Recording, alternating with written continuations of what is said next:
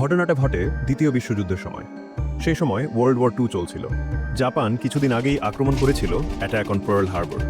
এরপর আমেরিকা ভয় পেতে শুরু করেছিল যে জাপান হয়তো আবার হামলা করবে, বিশেষ করে পশ্চিম উপকূলের শহরগুলো যেমন লস অ্যাঞ্জেলেস।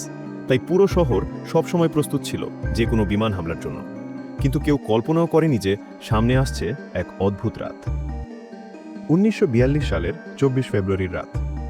রাডারে হঠাৎ দেখা যায় সমুদ্রের দিক থেকে কিছু অজানা বস্তু এগিয়ে আসছে। সেনাবাহিনী দ্রুত সতর্ক হয়ে যায়। রাত প্রায় 2টার দিকে শহরে ব্ল্যাকআউট ঘোষণা করা হয়।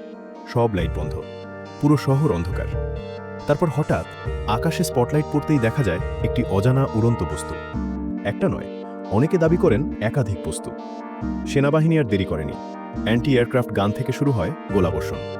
আকাশ ভরে যায় বিস্ফোরণ আর আগুনের আলোয়। ঘন্টার পর ঘন্টা চলতে থাকে গোলাছোড়া।